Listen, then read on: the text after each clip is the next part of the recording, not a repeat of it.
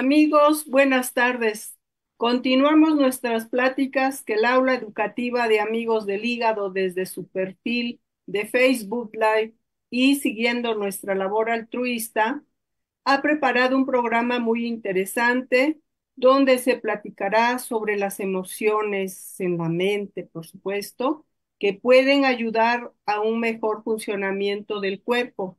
Nuestro invitado al conversatorio amigo es el doctor José Juan Sánchez Báez, quien es especialista en psiquiatría y maestría en psiquiatría social en la Facultad de Medicina de la Universidad Nacional Autónoma de México y socio fundador del Instituto Mexicano de Medicina Psicosomática.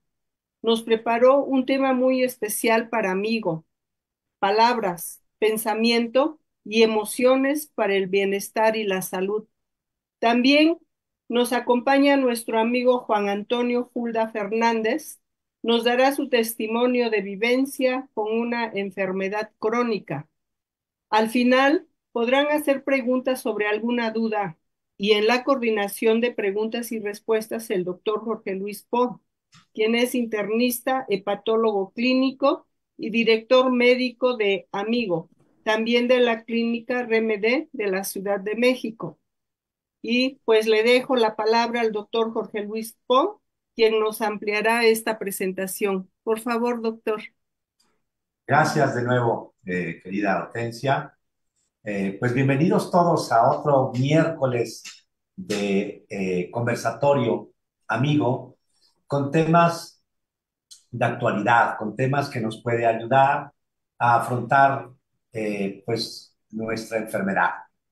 Eh, yo quisiera pedirle a nuestros invitados del día de hoy que se presenten por ellos mismos.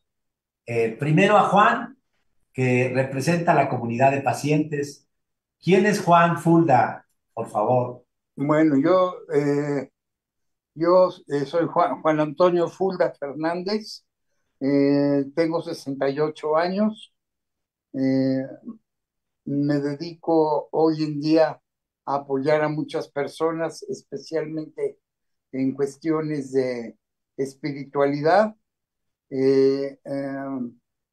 Tengo tres hijos, dos varones, una mujer, que son mi apoyo. Los dos varones son médicos, oftalmólogo, urólogo, y mi hija que es politóloga.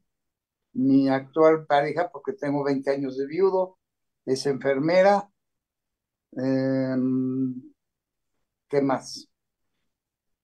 Pues estoy con el doctor Po desde hace un año y medio, alrededor de año y medio, y estoy muy a gusto con él y con todo su equipo. Gracias, Juan. Y Juan vive en la Ciudad de México. Que, Así que, es. Nací y vivo en la Ciudad de México. perfecto. Pues, ¿quién es nuestro invitado médico del día de hoy? Por favor, José Juan. Bueno, mi nombre es José Juan Sánchez Báez, soy médico, soy psiquiatra, psicoanalista. Me he dedicado ya desde hace ya casi 30 años a la medicina psicosomática y específicamente pues a todo el proceso del desarrollo de la experiencia humana que tiene que ver con todo lo que influye en la calidad de vida de las personas. De esta manera, la relación entre el cuerpo, la mente y la sociedad es mi área de trabajo y el tema que sugerí y que es una ampliación del tema del año pasado para seguir abarcando la importancia que tienen las palabras en los pensamientos, en las emociones y en nuestras acciones de la vida cotidiana, nuestra toma de decisiones en el día a día, como un pensamiento y como una vivencia pueden ser determinantes en lo que nosotros hacemos o dejamos de hacer, y a eso me dedico, a ayudar a las personas a salir de situaciones de impasse o de callejones sin salida, que muchos pensamientos o que muchas emociones, sean de tipo genético, sean adquiridos a lo largo del desarrollo, pues afectan la salud física y la salud emocional de las personas y por lo tanto, pues su vida cotidiana. A eso me dedico. Gracias, José Juan. Gracias, Juan Fulda, por estar acá.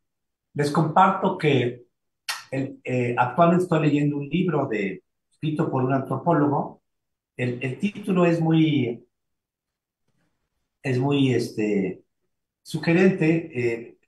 Dice, Descalza, voy contigo, que simboliza, a la hora que elijo un libro, me gusta ser atrapado a veces por el título, y la palabra descalza suena como este ir con los pies desnudos, ir con los pies en la tierra, pero ir muy sensible, ¿no? Y la segunda parte del libro es Descansa, voy contigo. Y hay veces que cuando uno afronta la enfermedad, uno tiene que descalzarse, o algo tiene uno que hacer, porque se está uno afrontando con algo nuevo, algo diferente, eh, que uno tiene de vivencia.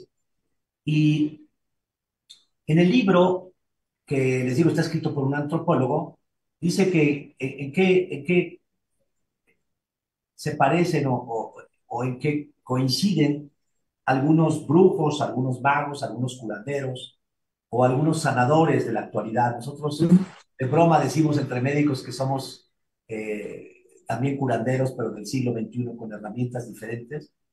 Y algunos sostienen que el concepto que une a todos es la idea de que el ser humano está integrado de partes, de diferentes partes que a veces pueden separarse. Y entonces una primera pregunta que le haría a nuestro invitado médico es que si se puede realmente separar, aunque estén unidas toda la vida, como con una liga mágica, si se puede separar la mente y el cuerpo, y si se puede trabajar nada más con la mente. Hola, hola. Y sí, creo que ahí estás, Juan. No sé si me escuchaste bien la pregunta, sí, porque se Eh, interrumpió un poco el sonido. no le escuché la pregunta. Sí, te decía que si se puede separar la mente y el cuerpo, aunque estén siempre unidos, y trabajar nada más con la mente en las cosas que inquietan a esa mente. Eh, Se puede, pero creo que eh, en el momento de atender a una persona o cuando una persona caemos enfermos de cualquier enfermedad, lo más importante es que estemos integrados, que la experiencia humana sea una totalidad, tanto de la mente, el cuerpo, nuestra familia, todas las condiciones que influyen en nuestra vida cotidiana requieren estar integradas. Y los especialistas los separamos únicamente con fines de estudio y de comprensión. Y cuando nosotros transmitimos un conocimiento a un paciente, la persona necesita entender una parte, pero necesita entender el todo para que se pueda ubicar. Entonces, claro que es necesario entender un pensamiento o un sentimiento o una experiencia vivida como una parte, sabiendo que eso que estamos nosotros separando pertenece a un todo que va a influir de una manera determinante en la persona. Entonces sí separamos, pero con la conciencia de que la relación es completa. Entonces necesitamos ser cuidadosos, principalmente los médicos, yo creo que es donde necesitamos ser cuidadosos de relacionarnos con las personas, no con una parte de la persona.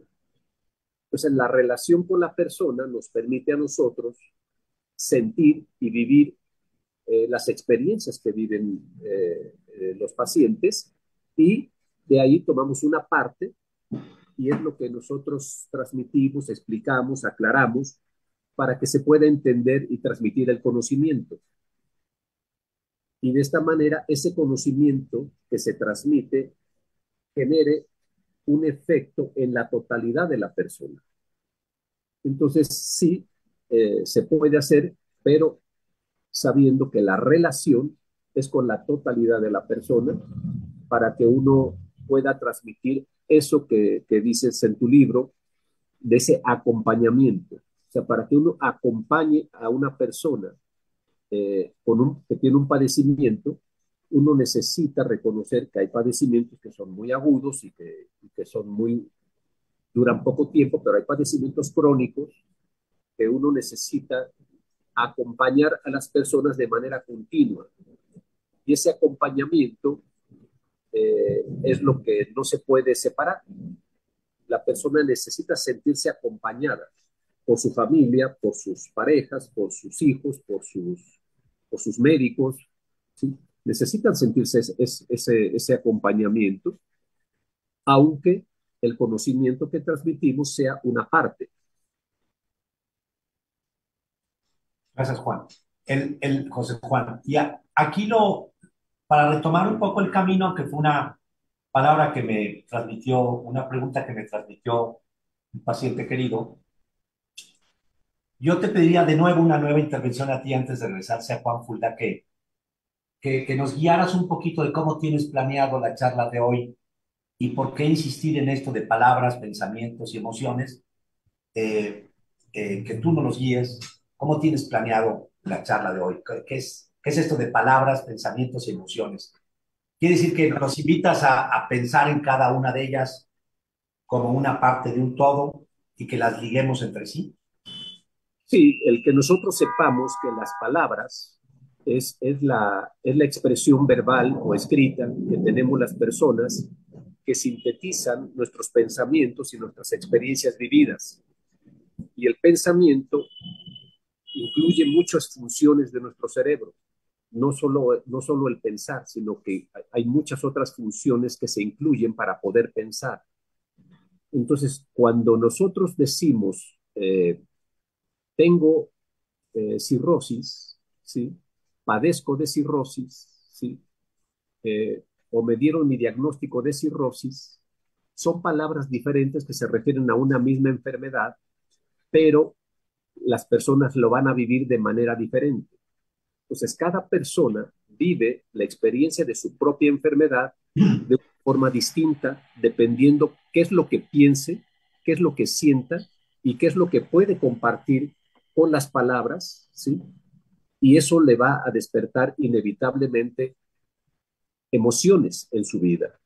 Y algo que se transmite de manera eh, no verbal y de manera automática en las relaciones entre las personas son las emociones, ¿sí? Algo que yo he tratado de enfatizar mucho, eh, tanto en mi trabajo cotidiano como con algunos colegas que tienen alguna función política, que toman decisiones, ¿sí? De hacerles ver que las enfermedades que ellos llaman crónicas y que hay enfermedades transmisibles y enfermedades crónico-degenerativas que no son transmisibles. Yo lo que les comento es que todas las enfermedades son transmisibles, que se transmiten. La angustia, por ejemplo, se transmite por la pura presencia de una persona que nos puede estresar, nada más por la pura presencia, y ya me puso estresado. O un paciente, por ejemplo, que hace su cita con su doctor o con su doctora, ¿sí? El simple hecho de saber que va a ir a una cita médica ya se estresó, ya se angustió o ya se siente reconfortado porque sabe que va a ser cuidada o que va a ser protegida. Entonces, de esta manera, las emociones se transmiten a la distancia, o sea, se transmite más rápido una emoción que un virus. Claro, claro, claro. Y eso crea una fortaleza y al mismo tiempo una debilidad nuestra. En este momento, nosotros, por la velocidad tecnológica, podemos transmitir estas imágenes que nos ayudan a enriquecernos, pero también podemos recibir noticias que nos afectan y que nos crean emociones que no teníamos contemplado sentir en ese momento. Entonces, de esta manera, la charla que hoy yo quiero que profundicemos es la importancia que tiene en nuestro mundo de relación, ¿sí? La relación no verbal, que son las emociones, ¿sí? Las experiencias vividas, cómo se transmiten, ¿sí? Para que estemos en mejores condiciones o en peores condiciones. Y que los pensamientos que tenemos y y los sentimientos que tenemos siempre se unen. ¿Sí? Y a veces esa unión entre el pensamiento y el sentimiento a veces no coinciden y es cuando las personas nos estresamos. Y entonces aparecen fenómenos que las personas vivimos como angustia, como depresión, como dificultades adaptativas. En los pacientes que tienen enfermedades crónicas, ¿sí? Es muy importante el pensamiento y el sentimiento porque de eso va a depender cómo se relacione con su médico, con su doctora, con su familia, ¿sí? Ponerle palabras a lo que siente, a veces a muchas personas les es muy difícil. O sea, un doctor pregunta y hace preguntas que muchas veces los pacientes pueden no reconocer porque en su cuerpo no reconocen la sensación o no reconocen la emoción o no reconocen el síntoma que le están preguntando. No porque desconozcan el concepto, sino porque la angustia que pueden sentir en su cuerpo no les ayuda a estar tranquilos para poder sentir la experiencia que se pueda transmitir en palabras. Entonces, la comunicación verbal va a depender muchísimo de que nosotros tengamos un pensamiento sano, un pensamiento lo más tranquilo posible, en un cuerpo lo más estable posible para poder transmitir en palabras lo que sentimos y ayudar al médico o a la doctora a que hagan su trabajo y para que también las familias entiendan lo que estamos viviendo. ¿Sí? Por eso es el énfasis en esta charla. Bien, ahora le pediría a Juan Fulda que pudieras tener una segunda intervención en el sentido de cómo lo vives tú como paciente de una enfermedad hepática. ¿Sientes que a veces lo que estás viviendo en tu cuerpo llega a tener una respuesta o una presencia también en tu mente en forma de estos pensamientos y algunas emociones? ¿Cómo lo has vivido tú en este al menos año y medio de enfermedad que hemos compartido y que me has permitido acompañarte? Bueno, para mí fue una gran sorpresa dentro de mi estado de salud general. Nunca me esperé estar enfermo por hígado graso, ¿no? Y de hecho, por lo general las personas, como dice el doctor Sánchez, solamente conocen un tipo de enfermedad del hígado, ¿no? La cirrosis por alcoholismo, ¿no? Eh, por mi forma de ser, siempre he tratado de ser positivo y aprender, y con el grupo de amigos del hígado es un muy buen camino para poder aprender y convivir y avanzar en qué es esto de las diferentes enfermedades del hígado y qué otros organismos afectan para no agravarnos más. Mi principal problema ha sido con la gente hacia afuera. Cuando les trato de explicar que tengo una enfermedad del hígado, inmediatamente este viene del común que todos tenemos en mente, ¿no? Entonces, pues sirve como tema de conversación. A veces me creen, a veces no me creen, pero algo que también mencionaba el doctor Sánchez, que es bien importante, el apoyo familiar. A Dios gracias, yo tengo dos hijos médicos y cada uno en su especialidad me ha apoyado en la cuestión médica y tengo dos apoyos con mi hija y con mi pareja, emocional, espiritual y también médico, lo cual ha sido de gran ayuda para mí, para no desesperarme, para yo poder cambiar las cosas que tengo que cambiar. No me he portado muy bien del todo, pero tengo, gracias a Dios, ese incentivo femenino que los varones necesitamos, aunque digamos que no, de come verduras, come sano, haz ejercicio, acuérdate que quieres vivir más para seguir disfrutando de tus nietos, en fin, ese tipo de cosas. Todas las emociones ahí hay que volverlas positivas, ¿no? No hay de otra. Si te quedas en la tristeza, te hundes. Simple y sencillamente te hundes. Claro, gracias, Juan. Hay entonces, ahorita que dijo volverlas positivas, hay entonces una percepción de los psiquiatras cuando ven al paciente de que puede haber palabras positivas, negativas, pensamientos positivos, negativos. José Juan. Sí, sí, de hecho, el que uno sepa que las palabras como la voz que estamos en este momento usando eh, emergen de lo más profundo de nuestro ser. Entonces, la palabra, en el momento en el que nosotros la emitimos, eh, emerge sin que nosotros la controlemos totalmente. Una parte de la palabra es consciente, es totalmente controlada, es racional, pero otra parte de la palabra es totalmente inconsciente, involuntaria, emocional, deriva de nuestras experiencias.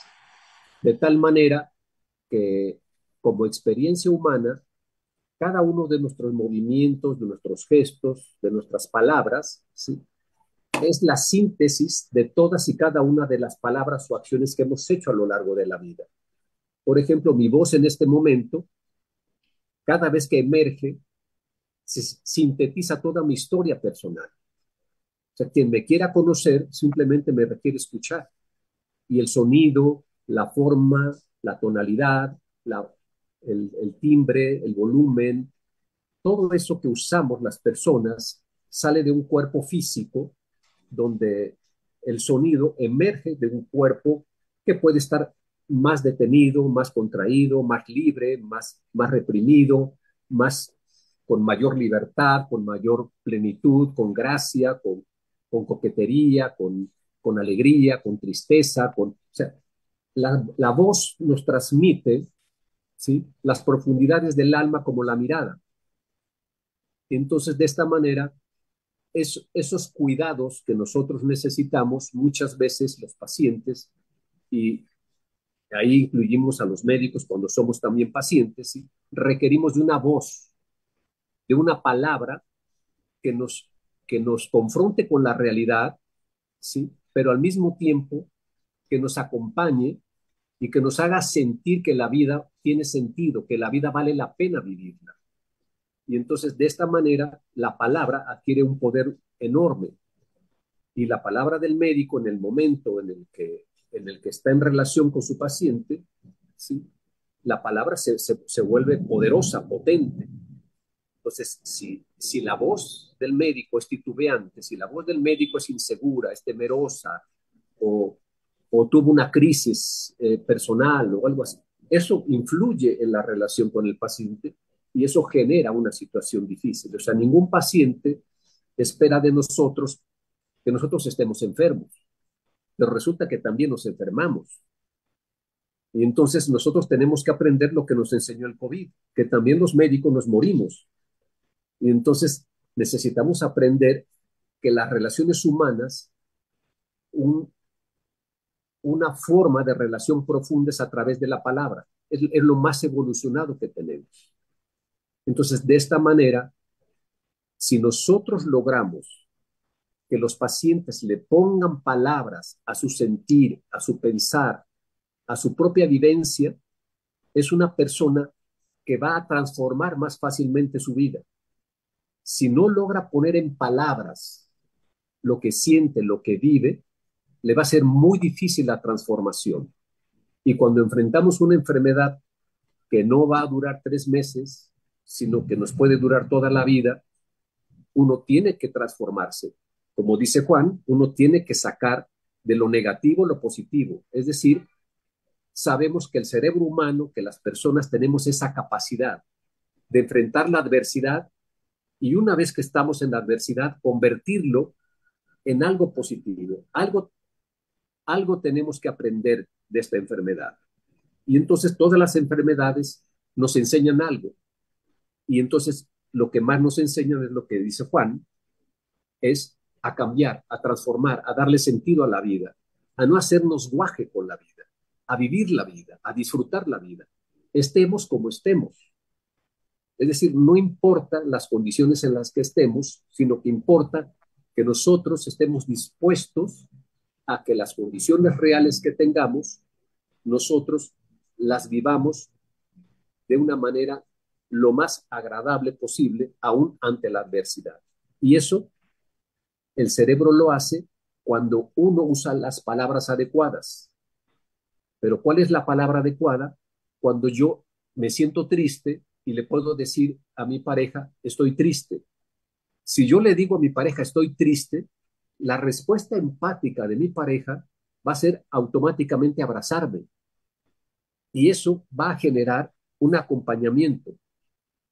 Si yo le digo a mi médico, estoy triste, el médico o mi doctora va a bajar la voz y va a hablar con más mesura y puede hablar hasta con ternura que me permite a mí sentirme con una consolación que me ayuda a enfrentar esa adversidad. Entonces, ponerle palabras a las experiencias vividas nos hace más humanos y nos permite transformarnos. Es decir, reconocer que muchas enfermedades que son crónicas nos quieren engañar en la mente, haciéndonos creer que ya no podemos hacer nada, que ya no hay posibilidades de nada, que ya todo está acabado, que ya nada va a ser diferente. Y el cerebro va a tener la tarea de decirle, no, eso es falso. Sí, yo puedo cambiar, yo puedo transformarme, yo puedo creer profundamente en la vida. Y eso es lo que me permite a mí ir generando una relación conmigo mismo y con mi mundo a través de palabras que me permitan entenderme, comprenderme y relacionarme de una manera empática y profunda con otras personas. Y eso me permite no solo que me acompañe, sino que también yo acompañe. Y entonces es acompañarnos unos a otros. Y de esta manera el acompañamiento se da a veces a través únicamente de las palabras. Por ejemplo, las experiencias complejas que tenemos con pacientes quemados, por ejemplo, cuando no pueden ser tocados porque su piel está lastimada, ¿cómo podemos abrazar a una persona que tiene quemaduras de tercer grado o de segundo grado? O sea, ¿cómo podemos abrazarla? Tenemos que lograr abrazarla. ¿Por qué? Porque necesita ser abrazada esa persona. ¿Cómo abrazamos a una persona así? Con palabras, con la mirada, con nuestro tono de voz y con nuestra honestidad emocional que nos permita genuinamente transmitirle que los estamos acompañando, que estamos ahí. Y hay muchas personas que les cuesta mucho trabajo transmitir las emociones con palabras. Y si nosotros le vamos enseñando, van aprendiendo poco a poco a hablar con esa naturalidad con la que Juan habla de la ternura, del amor, de la facilidad con la que una emoción positiva puede transmitirse. Pero pues, muchas personas les cuesta trabajo. Entonces sí podemos nosotros hacer que las cosas adversas las transformemos en la posibilidad de cambios que nos ayuden a vivir mejor la vida. Juan, tú mismo que en tu vivencia del día a día de palabras, yo voy a ser un poco provocador, pero antes de que devolverle la palabra a José Juan, les narro un detalle curioso que me vino a la mente ahorita que decían de la fuerza de las palabras médicas, ¿no? Cirrosis, si dijéramos del 1 al 3 fuerza de la palabra, grado 3. Hepatitis, mucha gente dice, ay, no te me acerques. ¿Tienes hepatitis? Tal vez grado 2. Hay algo que aterra, que es cáncer, aunque hay muchos tipos de cáncer curables. Eh, en gastroenterología, hemorragia digestiva, obviamente es grado 3 en términos de la fuerza de la palabra. tiene una hemorragia. Coma, tiene coma hepático, es algo que impresiona mucho. Pero me sorprendió recientemente una paciente joven, mamá de 3 pequeños, delgada, un poquito vanidosa, en el buen sentido, educada, que me vino a ver por un problema de hepatitis prolongada, que no se mejoraba y no se mejoraba y no se mejoraba, a pesar de que la hepatitis era tipo A.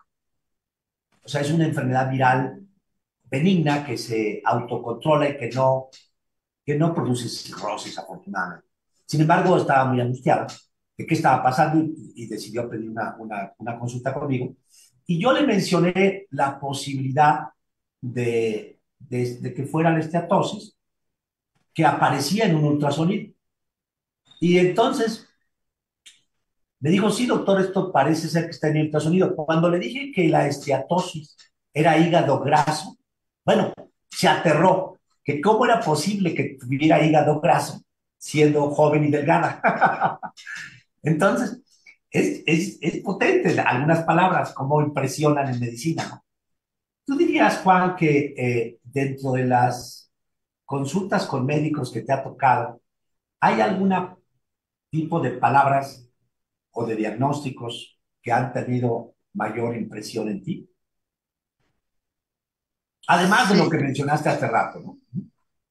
sí, y creo que ese es un error que los médicos jóvenes de hoy en día tienen.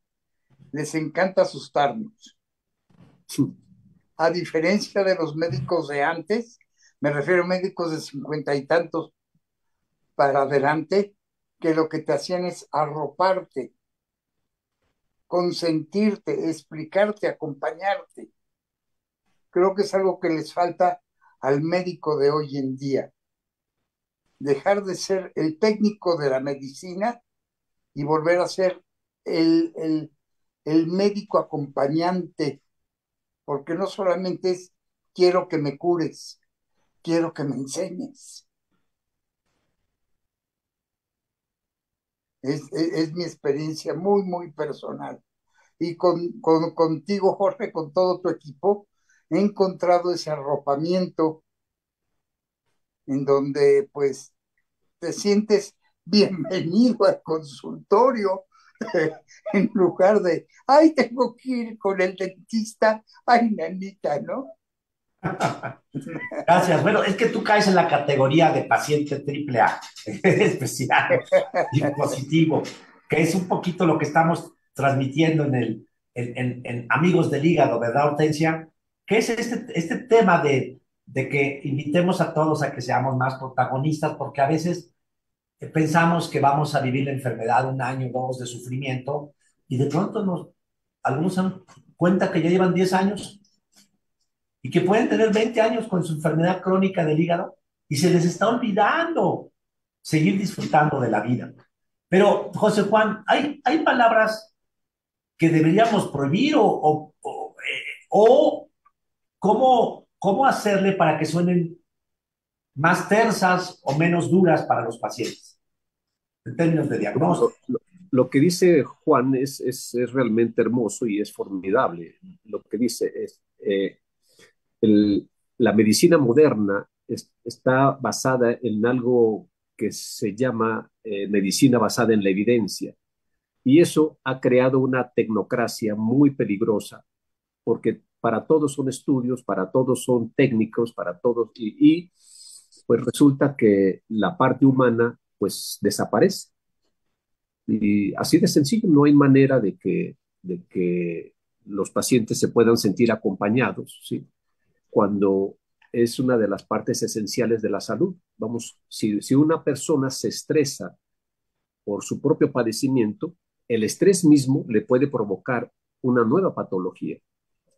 ¿Sí? El que uno sepa que más allá de cualquier enfermedad, ¿sí? El estrés es la patología de la modernidad. O sea, no hay un solo médico especialista que no vea patología del estrés. Todos lo ven. Veamos la importancia que tiene, por ejemplo, esto de cómo nosotros necesitamos reconocer la importancia del acompañamiento en todos los niveles, ¿sí?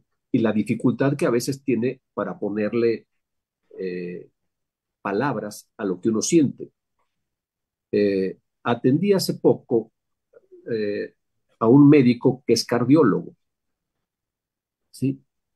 Y después de que charlamos, yo le pregunté que desde cuándo tenía su disautonomía.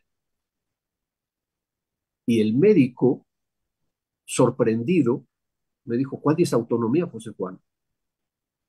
Entonces, cuando me di cuenta que siendo médico cardiólogo, especialista en eso que estábamos viendo, no había reconocido en sí mismo que tenía un padecimiento de disautonomía.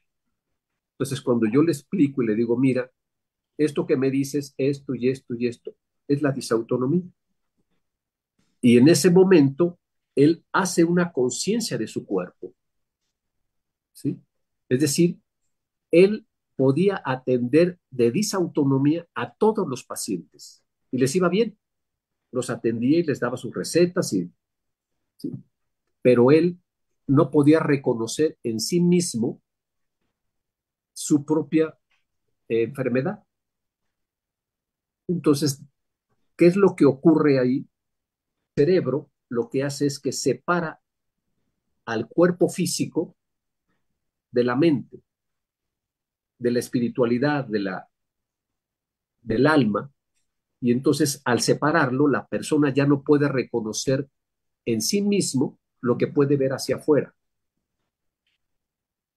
Entonces, de esta manera, el que uno pueda reconocer que las palabras, la importancia del desarrollo de las palabras es que uno tenga contacto con el cuerpo, de tal manera que no hay palabras que sean buenas ni malas, simplemente lo que necesitamos es que uno reconozca que los médicos somos personas que estamos siempre en el espacio de las experiencias polarizantes. Por un lado, generamos esperanza y generamos bienestar y por otro lado generamos miedo, ¿sí? Entonces, uno necesita reconocer que, pues, inevitablemente una persona que asiste a una consulta, pues necesita saber la verdad de su condición, ¿sí? Todo lo que más se pueda saber acerca de lo que le pasa, pues uno se necesita decírselo.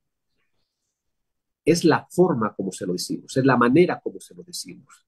Es de esta forma uno puede establecer una relación, ¿sí? Con las palabras que uno puede transmitir, ¿sí? Con mucha delicadeza y al mismo tiempo con la dureza de un padecimiento que, que puede ser delicado. Entonces, de esta forma, eh, la importancia de que uno pueda saber que pues no es que haya palabras buenas ni malas, sino simplemente es usarlas de forma adecuada, que transmitan lo que verdaderamente sentimos, lo que honestamente sentimos, y que sepamos que aún cuando seamos médicos o no, ¿sí? Las personas, todos podemos tener experiencias que nos cuestan trabajo reconocer en nosotros mismos, ¿sí? Y es la palabra por la que nos ayuda a salir. Entonces, pues sí, va a haber momentos de estrés que se puede generar por las palabras, pero también hay momentos de esperanza y de bienestar que se pueden generar por las mismas palabras. Ah, Juan, yo te pediría, a propósito de un comentario de uno de los pacientes que están en línea, que dice que, a ver, Vicky nos comparte, le agradezco, que a veces lo que ocurre es el temor a ser juzgados. Tú en tu intervención dijiste que de pronto te llamó la atención de la sorpresa de tu diagnóstico, que todo el mundo piensa que cuando hay cirrosis o cuando hay una enfermedad crónica del hígado, una hepatitis, todo el mundo piensa que es por alcohol a fuerza, ¿no? Cuando hay otros padecimientos que pueden explicar estas enfermedades crónicas. Pero en el fondo, ya me tacharon, ya me etiquetaron. ¿Tú has sentido algún tipo de etiquetado como paciente? ¿O eso es algo que surge de tus propios pensamientos, que a veces uno mismo queda encerrado en un autoetiquetado? ¿O crees que depende mucho de los demás? ¿Has sentido este temor a ser juzgado? No, temor a ser juzgado por el equipo médico, no. Con los que había yo consultado antes que contigo, no tampoco. Pero sí es el temor que, como decías anteriormente, de ciertas enfermedades que uno cree que son contagiosas. Ay, no, me vas a contagiar, mejor ya no me llevo contigo, ¿no? Es al exterior, más allá del nivel médico. Y creo que en relación a lo de los médicos, algo que necesitan aprender es que puede haber rehabilitación, como lo que estamos teniendo los que pertenecemos a amigos del hígado, que sí hay forma en cierto grado de rehabilitar o por lo menos mantenerte más tiempo dentro de este planeta Tierra, ¿no? Y que la solución no es te quitan un cacho de hígado o te quitan todo el hígado y ya anótate en la lista de espera para que cuando te llamen vayas inmediatamente al hospital, ¿no? No sé si me explico. Sí, sí, gracias, Juan. Ahora, José Juan, ¿qué hacer con este sentimiento de Vicky, de este temor a ser juzgado? Qué, qué, ¿Qué recomendaciones habría? Porque es algo real, o sea, que es algo que lo podemos sentir todo el mundo, ¿no? Como pacientes.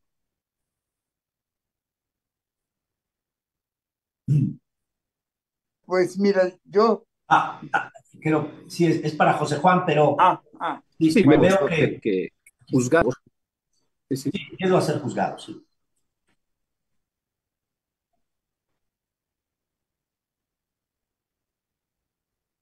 Sí, de pronto te dejamos de ver que se paralizó la imagen, pero ¿qué hacer con esta pregunta de Vicky o este comentario de Vicky de este temor a ser juzgados? Y que por eso no comparto mis cosas o por eso me encierro yo misma, ¿no?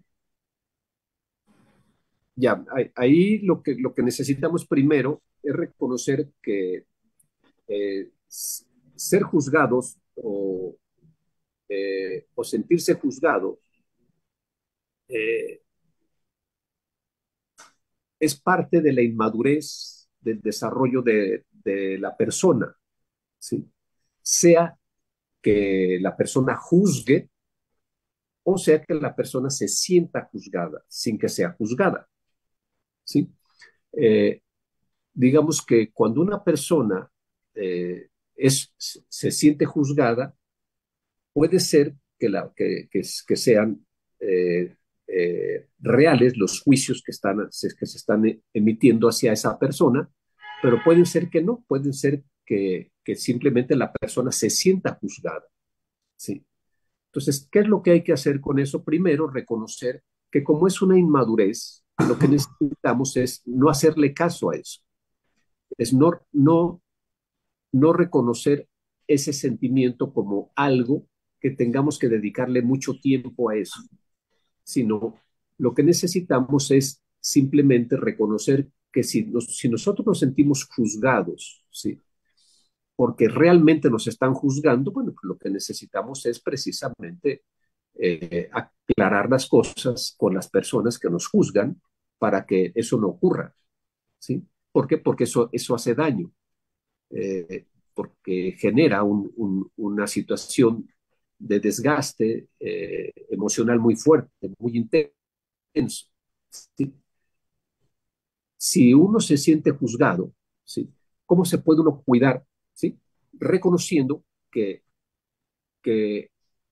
uno necesita ubicarse en el bienestar y no en el sufrimiento.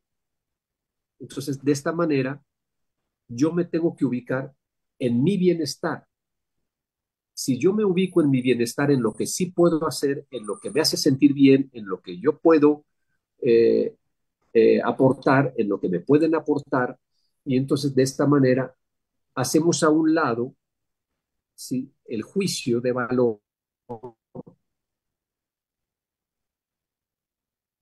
¿sí?, como que le reducimos toda, la reducimos. Entonces ponemos toda nuestra atención en otras cosas. Entonces, de una manera muy práctica, lo que necesitamos, sentimos angustiados. Entonces, de esta manera, lo que hacemos es dirigir nuestra atención y nuestras acciones y nuestro pensamiento a algo totalmente diferente que me haga sentir bien. Escucho música, me pongo a cocinar, me pongo a limpiar la casa, me pongo a conversar de otros temas, ¿sí? Es decir, no abordo, ¿sí? No analizo, no me lo quiero quitar, simplemente lo dejo ahí para que solito se vaya y se va, ¿sí? ¿Por qué? Porque el juicio de valor crece cuando uno le presta atención. Cuando uno no le presta atención, se desvanece, ¿sí?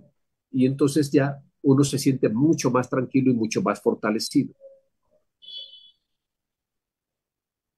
Bien, yo aprovecho esta, esta comentario de Vicky para ampliar algo que me toca frecuentemente con los pacientes, que es cierto, hay un sentimiento de juzgar, y me gustó lo que decía el psiquiatra, nuestro amigo José Juan Sánchez Báez, que a final de cuentas puede ser un dato de que involucre la inmadurez del que juzga como del que se siente juzgado. Pero hay algo muy interesante en general, que es algo que le he aprendido al propio José Juan, porque yo en algún momento he sido paciente de él, que no hay que tomarse las cosas tan en carne propia. A veces alguien ofende, a veces alguien grita, a veces alguien juzga, a veces alguien ensucia, pero no hay que tomarse como me ofendió a mí, o me gritó a mí, o me ofendió a mí, sino decir, bueno, este es un hombre que ofende, es un hombre que grita o que juzga.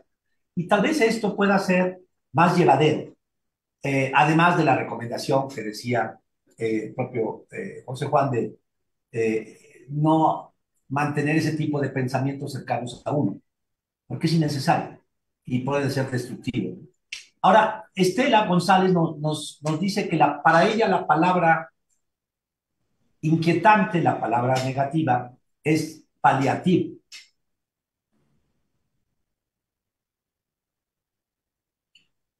¿Por qué? ¿Cómo podemos ayudarle a Estela? Porque a ella le preocupa esta palabra cuando escucha a los médicos decir paliativo. ¿Qué implicaciones tendría, que si pudieras ahondar un poco en ese sentido, José Juan, esto de la inquietud que genera en una paciente cuando le dicen que le van a dar un paliativo?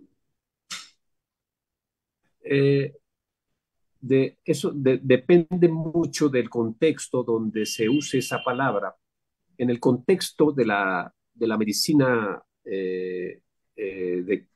pues de la práctica médica cotidiana, en donde no hay una enfermedad grave y la palabra se utiliza como que, bueno,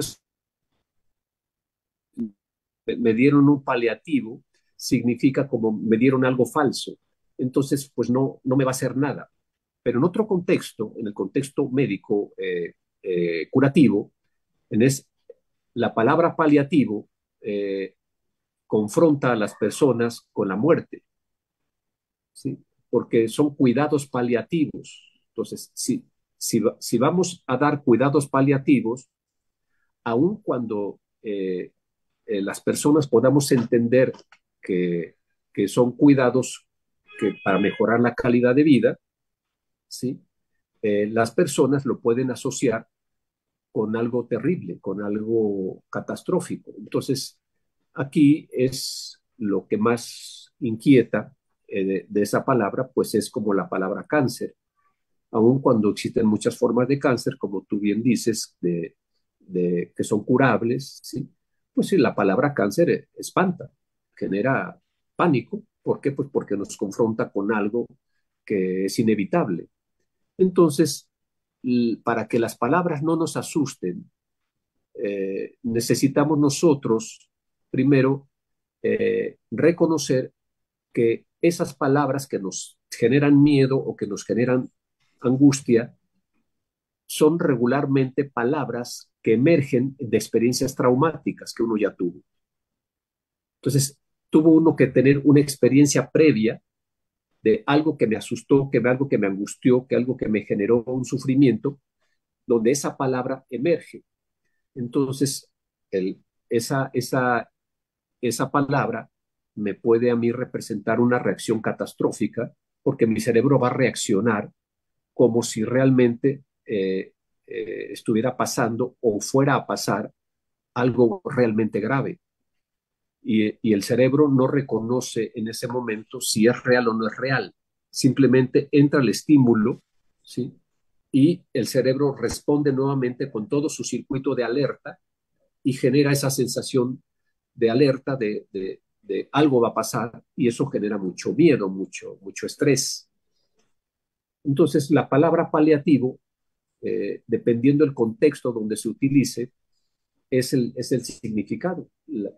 El, regularmente cuando estresa esa palabra es porque se confronta uno con la muerte, y uno necesita reconocer que no necesariamente es así, ¿sí? Entonces, pues, la palabra paliativo puede ser una metáfora de algo más grave, de algo catastrófico que puede pasar. Por eso puede estresar mucho, puede inquietar muchísimo. Claro. Bueno, transmito aquí algo de Rick Álvarez. Dice, algunas aseguradoras no quieren dar el servicio por juzgar que la cirrosis es por alcohol. Y es un juicio muy dañino y no es por inmadurez, es este tema de las aseguradoras. Bueno, es una inmadurez de las aseguradoras. La aseguradora se tiene que modernizar, y los médicos que evaluaron esa póliza son inmaduros en ese momento. ¿Por qué? Porque dicen en ese momento un juicio de valor, ¿sí? Cuando no es así. Entonces, la inmadurez de la aseguradora es que está siendo deshonesta en ese momento. Y esa es una inmadurez, ¿sí? Y puede ser que se hayan equivocado o no, pero la inmadurez no depende de los pacientes necesariamente. La inmadurez depende de quien juzga, ¿sí?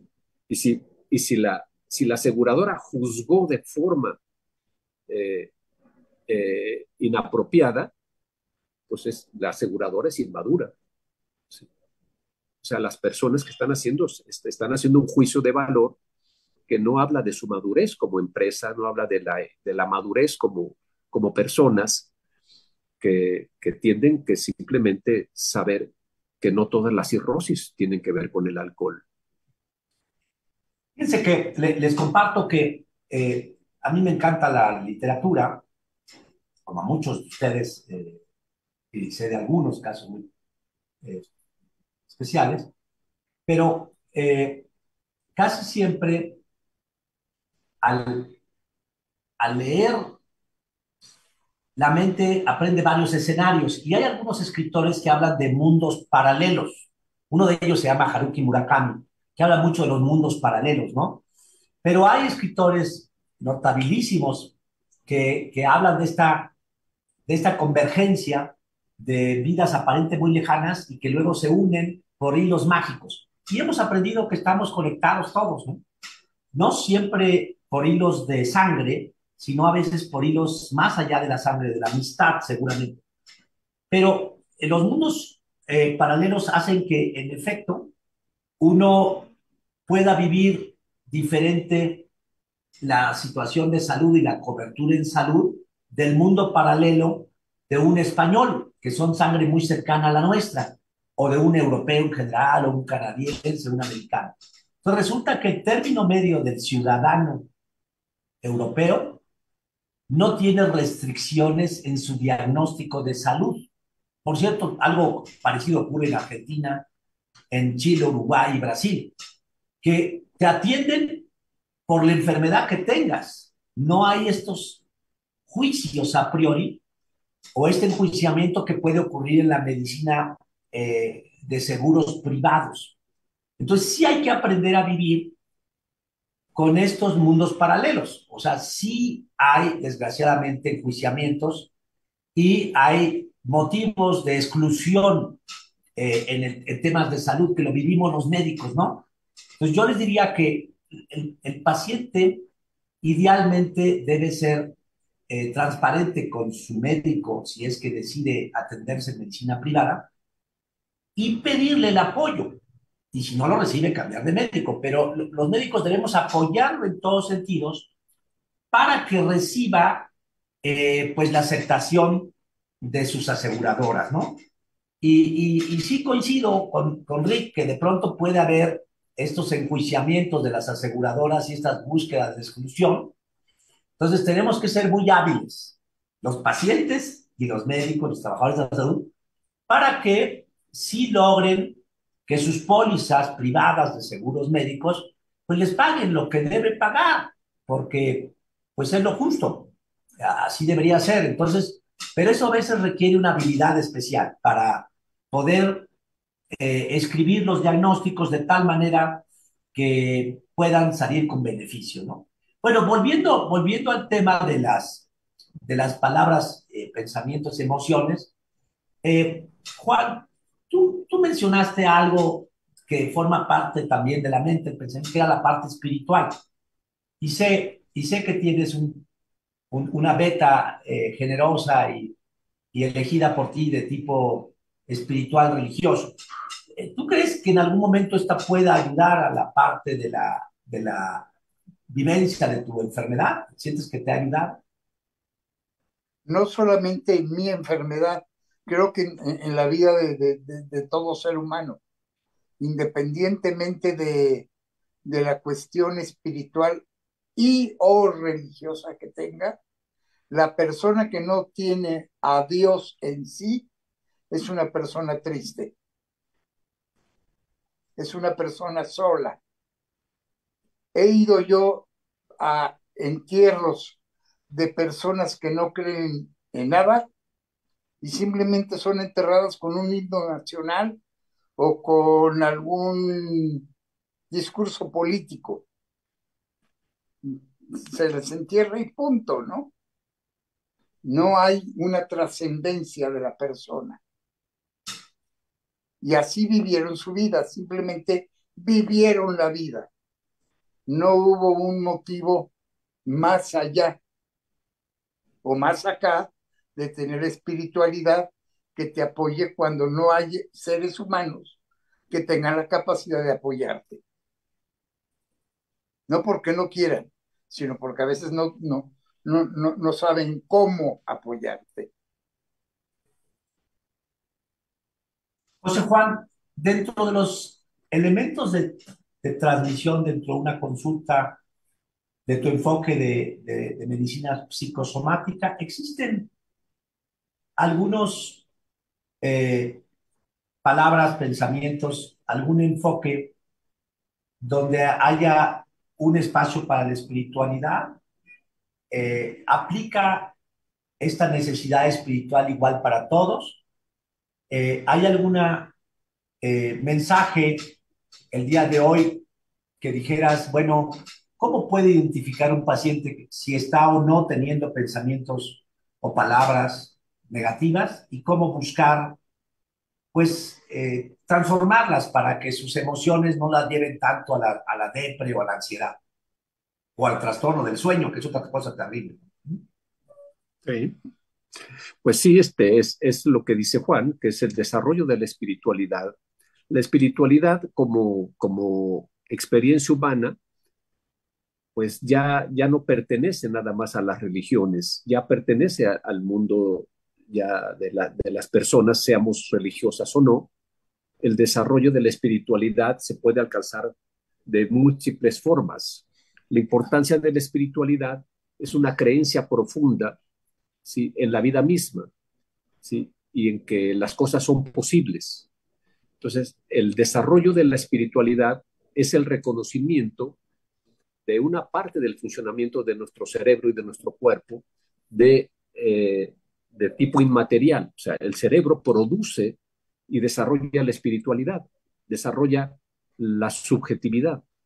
Ese fenómeno inmaterial, eh, en diferentes culturas, pues le llaman de forma distinta, los budistas de una manera, los taoístas de otra forma, eh, los católicos de alguna manera, los protestantes de otra, los musulmanes de otra, pero todos tienen una religión o una creencia en algo supremo, en algo poderoso, que es bondadoso, que es bueno y que produce un acompañamiento eterno.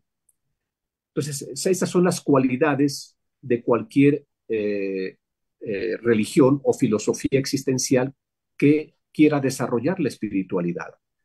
Y de esta manera es una creencia, uno cree.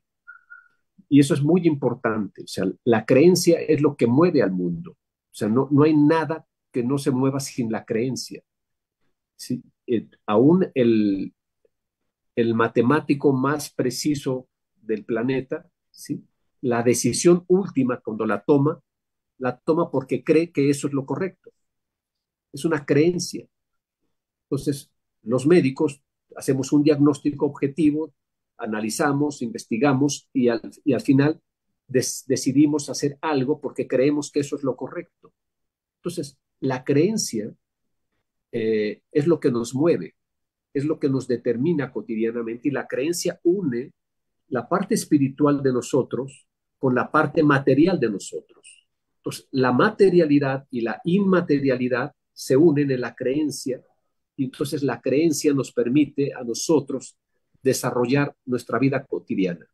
Una persona que no desarrolla creencias y todo lo piensa, sufre mucho, como dice Juan, mucho, ¿sí? ¿Por qué? Pues porque hay cosas que los seres humanos no podemos entender, no podemos comprender, no podemos explicar y necesitamos simplemente creer. Y esa creencia, la calidad de la creencia, la cualidad de la creencia es lo que nos va a hacer mucho más poderosos, mucho más resistentes a las enfermedades. De esta forma, si uno cree profundamente en algo, ¿sí? Esa creencia nos hace a nosotros sentirnos cuidados y protegidos, ¿sí? Eh, Todos los seres humanos, pues tuvimos papás, tuvimos mamás, unos todavía lo tienen, ¿sí? Otros ya no lo tenemos, pero nosotros sabemos la importancia que tuvieron en nuestras vidas nuestros padres, para bien o para mal. Y de esta manera, si nosotros creemos en ellos, ¿sí? Y creemos que nuestros padres siempre nos acompañan, ¿sí? Resulta que no importa qué profesión tengamos y no importa qué edad tengamos, siempre vamos a sentirnos acompañados. Y entonces de esta manera, que nosotros creemos que nuestros muertos no están muertos, nuestros muertos están vivos, están con nosotros. Entonces yo no me siento solo, yo no sufro porque mi padre o mi madre falleció, no, simplemente se transformó en algo muy profundo para mí. Y entonces de esta manera, la creencia, el desarrollo de la espiritualidad es indispensable para la salud. Todas las investigaciones que tenemos de neurociencias y meditación, neurociencias y oración, hay muchas técnicas de psicoterapéuticas que unen el cristianismo, el budismo, el taoísmo, eh, lo unen para poder desarrollar la espiritualidad de las personas.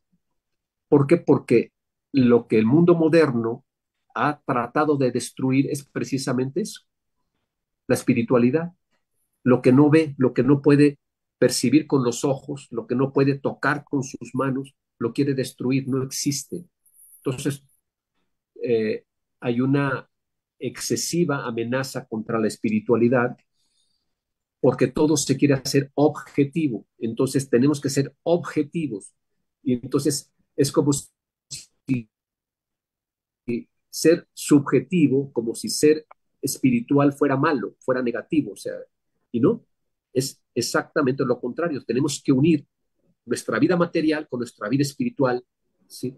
En una creencia que mientras más profunda sea, mientras más sólida sea, menos solos nos sentimos, menos angustiados nos sentimos, como dice Juan, hay menos depresión, hay menos angustia en las personas creyentes de algo profundo, ¿sí? Porque pueden orar, porque pueden meditar, porque pueden sentirse trascendentes y porque nunca se sienten solos.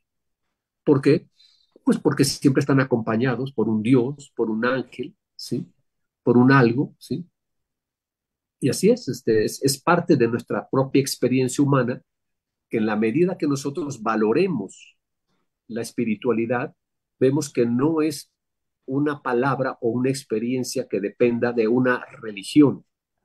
Ya trascendió la religión, ya es parte de la humanidad, de cualquier ser humano, ¿sí? Crea o no crea, si no desarrolla su espiritualidad, se va a enfermar, va a sufrir, ¿sí? Entonces, el desarrollo de la espiritualidad y la creencia profunda es el respeto que podemos tener a las diferentes creencias para que uno pueda convivir en armonía, ¿sí? Con esa creencia. Por ejemplo, la novena sinfonía de Beethoven, que es muy popular y que es muy hermosa, ¿sí? Si uno la escucha con mucha delicadeza, ¿sí? La primera parte, el primer movimiento de la sinfonía es una fuerza enorme. Es, viene, la orquesta nos lleva a unos sonidos inmensos que nos hacen sentir como que estamos naciendo, como que algo inmenso y terrible está pasando y que no lo entendemos, no lo comprendemos, pero que lo vivimos con mucha intensidad.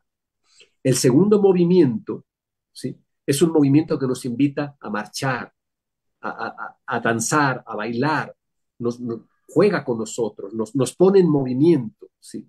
¿Sí? El tercer movimiento nos prepara para algo, y eso son sonidos largos, lentos, suaves, que nos invitan a la introspección, a volvernos hacia adentro, hacia nosotros mismos, ¿sí? Para podernos transformar, para podernos preparar para algo. ¿Y para qué nos prepara ese tercer movimiento? Para el último movimiento, que es el himno de la voz humana. Es cuando aparece la voz humana.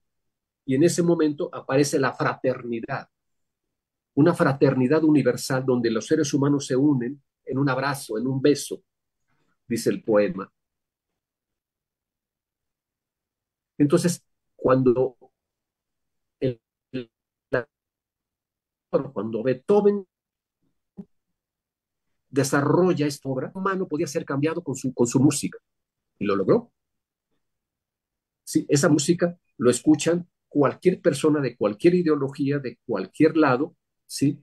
Y no deja de conmoverse, no deja de sentir que se puede transformar a través de los sonidos las personas. Entonces, esa vida espiritual a la que se aspira con esa voz humana de la fraternidad universal de esa sinfonía, nos hace sentir lo que profundamente el autor creyó. Él creyó profundamente que el sufrimiento humano podía disminuirse. ¿Por qué? Porque él era una persona que sufría mucho. O sea, Beethoven era una persona que sufría tanto, pues que intentó eliminar sus ideas de suicidio durante varias veces con la música. Y él se rescató a sí mismo con su propia música. Y es ahí donde él trata de rescatar ahora a la humanidad. Con su genio nos ayuda a saber que la espiritualidad, ¿sí? Aún en los últimos momentos de nuestra existencia, es la fuerza más poderosa que tenemos para vivir la vida, para darle sentido, ¿sí? No importa lo que estemos pasando, ¿sí? Entonces sí, yo creo que la espiritualidad, como dices, Jorge, es algo que tenemos que dedicarle tiempo, que dedicarle espacio, ¿sí? Como dice Juan, sin espiritualidad, pues no somos nada. Me encantó esta elocución y este recordatorio de la novena sinfonía, porque también se le conoce como la coral. Y es curioso porque es una sinfonía que ahora está en el programa de la OFUNAM para la siguiente temporada, y se conoce esta sinfonía como una como una especie de declaración que la grandeza del ser humano no está en la cuna, sino en el esfuerzo.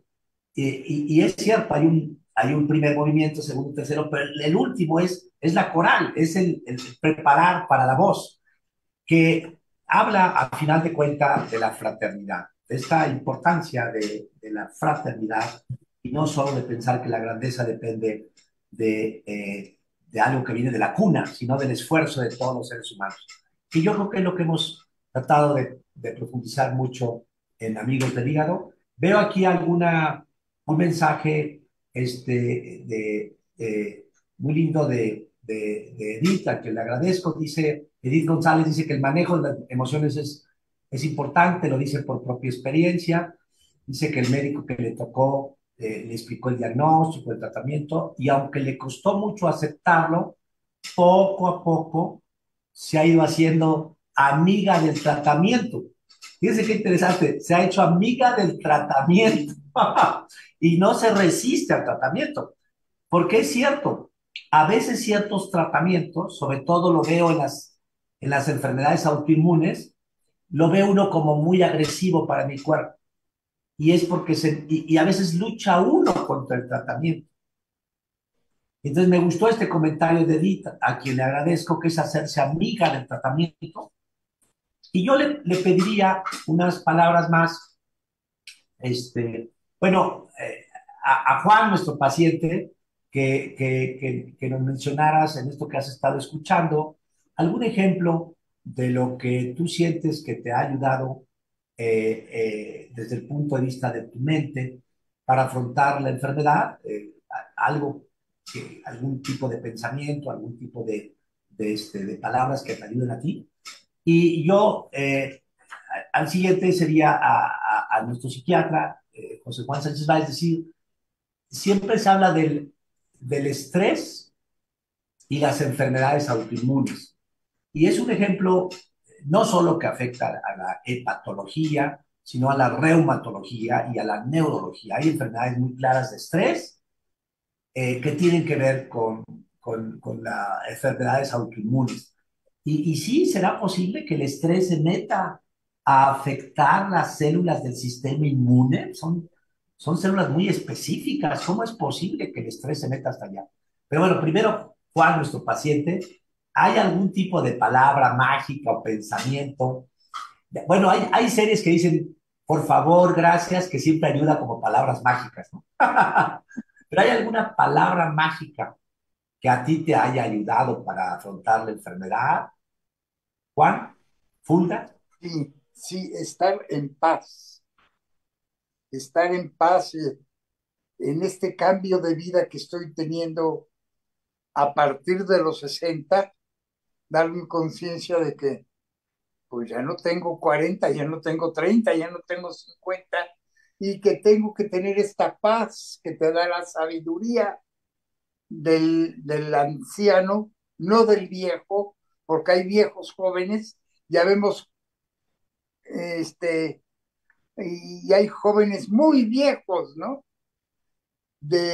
Esa sabiduría que te da esa paz de ya poder hacer cosas que antes no te atrevías, a soltar amarras y aprender a vivir, principalmente eso, aprender a vivir, volverme a emocionar con la vida, a dejarme sorprender junto con mis nietos, y ya mis 6 nietos ya son adolescentes.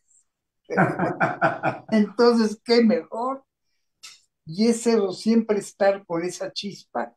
Es el carro viejo que no es viejo, que está catalogado carro antiguo. ¿Por qué? Porque funciona mejor que el último modelo que tiene el hijo de uno, que es súper profesionista, muy exitoso, y que sus hijos, ay papá, vámonos en tu carro nuevo. No, prefiero el carrito de mi abuelo.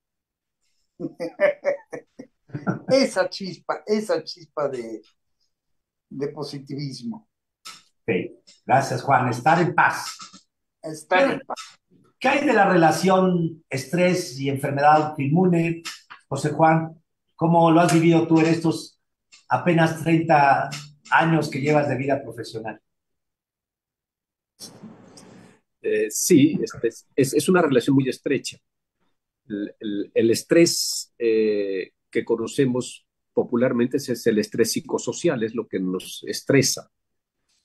Pero hay un estrés que se produce de manera constante y permanente en las personas que tienen ansiedades crónicas, ¿sí? Y que tienen que ver con pensamientos que no los dejan en paz constantemente, sino que se repiten y se repiten y se repiten y generan eh, sensaciones y experiencias de ansiedad o de miedo inexistentes, que no existen en la realidad y que ellos mismos se dan cuenta que están fuera de la realidad, pero no pueden impedir sentirse así. Y entonces tienen reacciones catastróficas. Este fenómeno que produce este tipo de pensamiento es de tipo genético, ¿sí? Es parte de la genética que el cerebro puede pues, tener, y el pensamiento circular, que es un pensamiento obsesivo, puede provocar este tipo de estrés crónico. Entonces es muy común que las personas que tienen estrés desde la infancia y que a lo largo de la vida pues se habitúan a vivir bajo el estrés, desarrollen un estrés interior que es el estrés oxidativo. El estrés oxidativo pues es cuando la célula ya no tiene manera de metabolizar los excesos del oxígeno, de los radicales de oxígeno, y entonces la célula se va deteriorando, como cuando partimos una manzana y la exponemos al aire y en cuestión de segundos se pone café, es decir, se oxida. Los alimentos, para poderlos conservar, le ponemos antioxidantes. Las personas, para podernos rejuvenecer, tomamos antioxidantes. Entonces, el oxígeno es una paradoja que tenemos los seres vivos. El oxígeno nos da la vida y nos quita la vida. ¿Sí? El envejecimiento, las canas, las arrugas, es parte de nuestra oxidación celular. ¿Sí? Entonces, la oxidación nos lleva inevitablemente, la oxidación celular es parte ya de nuestro proceso de morir. O sea, la muerte natural, el envejecimiento, es por esta oxidación. Entonces, llega un momento en que pues ya nuestras células ya no pueden procesar esos radicales libres de oxígeno. Bueno, prematuramente muchas personas con una alimentación inadecuada pues consumen, pues no son alimentos, sino sustancias que son chatarras, golosinas, que producen excesos de radicales libres de oxígeno y producen una oxidación muy grave que van generando un deterioro celular. Entonces, el peligro que tenemos en México, pues con estos altos consumos de carbohidratos y de grasas y de alcoholes, que todo se ha normalizado, pues ha creado un verdadero peligro para las enfermedades crónico-degenerativas. Las enfermedades autoinmunes se da porque este proceso de oxidación que se da por el estrés, ¿sí? Entra el oxígeno a la célula y daña la permeabilidad celular. Entra otro poquito más adentro y daña los organelos. Y adentro de esos pequeños organelos de la célula, pues están los genes. Y cuando hay una carga genética, ¿sí? Y se activa por el deterioro provocado por esa oxidación, se activan los genes. Y de esta manera ya no hay manera de detenerlos. ¿Por qué? Porque existe, ya hay una carga genética. Entonces las enfermedades autoinmunes, ¿sí? Todas están relacionadas con el estrés. No hay ninguna que no esté relacionada, incluyendo el cáncer está relacionado con el estrés. El estrés, visto de una manera mucho más bioquímica, mucho más profunda, es un proceso inflamatorio, ¿sí? Y entonces siempre está inflamado. Entonces, una célula que se está inflamando, que se está inflamando, que se está inflamando, pues genera un deterioro que, pues, por el puro estrés, pues puede desencadenar su parte genética, ¿sí? Entonces, de esta manera, las hepatitis autoinmunes, la dermatitis, el- Tópica. la dermatitis tópica, todas esas son padecimientos que activan los procesos genéticos que ya están determinados, que no se hubieran activado si uno no los estimula. Claro, hay cargas genéticas que a veces son muy determinantes porque la carga genética es muy firme, muy fuerte y estemos estresados o no, nos va a dar.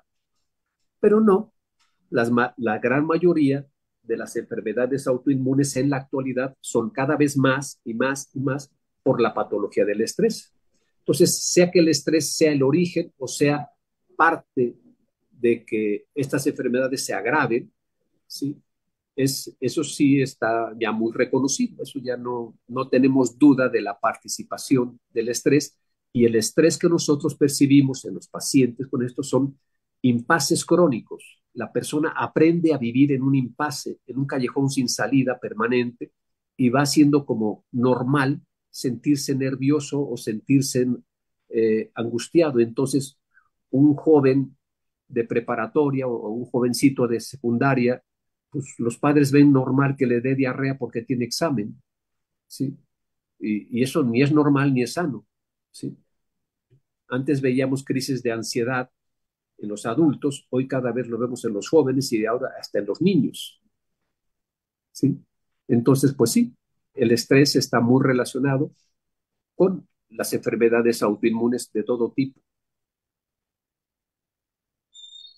Ah, pues yo que he sido muy aleccionador, les comento que en el portal educativo de Amigos del Hígado hay una sección de noticias que tienen que ver con temas, ¿no? El tema alcohol, el tema virus, el tema hígado graso.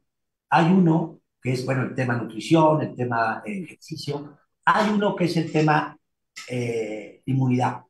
Y hay un artículo muy interesante de un, pues, promotor de la salud del sistema inmune, pero que el título del artículo es El sistema inmune del alma. Y este es un médico inglés, Mike DeGeorge, que en algún momento de su vida dejó la medicina clínica habitual y se empezó a meter más a la espiritualidad y al alma. Y entonces él dice directamente esto, que sí hay un sistema inmune del alma que explica un poco estos fenómenos que está platicando el doctor José Juan Sánchez Báez, en el sentido de que así como hay pensamientos y palabras y emociones que ya identificamos, hay señales moleculares que están bombardeando a veces nuestro sistema inmune. Esto que percibimos como estrés psicosocial se transforma en señales moleculares, como si yo todo el tiempo estuviera adrenalina que me está provocando taquicardia, que mi corazón está acelerado, tengo mucha adrenalina. En este caso son otras señales moleculares que están todo el tiempo bombardeando a nuestro sistema inmune y le están haciendo que haya fallos en su mecanismo de acción.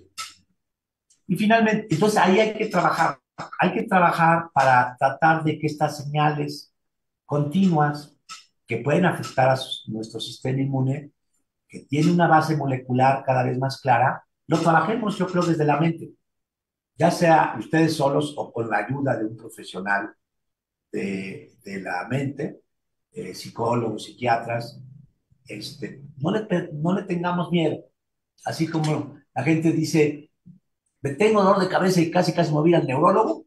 No, no, no. Si yo tengo algo que me está lastimando y que estoy con ansiedad o estoy con depresión, debo buscar también el médico dedicado a la mente y verán cómo se van a sentir mejor. Y quisiera cerrar con Raúl. Raúl es un paciente que me puso un mensaje aquí que es que la cirrosis, pues creo que me voy a morir ya pronto, doctor. Y me hizo recordar a otro chico joven que no le dije, se le dijo que tenía cirrosis, sino que tenía hepatitis C. Y me dijo, ay, doctor, pero fíjese que yo acabo de firmar la hipoteca de mi casa y con esto que me dice que tengo hepatitis C, pues, ¿qué va a pasar? Ya no voy a ver a mis hijos, ya no vale la pena que sigan con mi hipoteca o qué va a pasar. Y entonces yo les doy un tema de la vida real. Tenemos pacientes que viven con la cirrosis y que viven con ella no por un año o por dos, ni tampoco por 5 años. Tenemos pacientes de la vida real con cirrosis, sin importar la causa, que viven 25 o 30 años. No piensen que algunas enfermedades del hígado son necesariamente mortales de manera inmediata. Y entonces piensen que más bien es un reto, como ocurre en la vida con diferentes circunstancias, que nos invita a prepararnos para afrontarlo y ser capaces de, como decía Juan, con este ingrediente mágico, eh, que fue tu palabra de mágica, Juan, ¿cuál fue? Paz. Estar en paz con uno mismo. Y entonces, no sé si quisieras, no, pues ya es muy tarde, que no nos olvidemos de que es una realidad el aprender a vivir, porque muchas enfermedades van a vivir 20, 30 o van a vivir 30 años con nosotros y no es justo que nos martiricemos de que nos vamos a morir pronto por esa enfermedad, sino cómo aprender a vivirlos y salir con nuestro proyecto de vida, sobre todo ser felices con nuestra familia y amigos y nuestros proyectos personales. Muchas gracias a Juan Fulda, muchas gracias de nuevo a José Juan Sánchez Báez.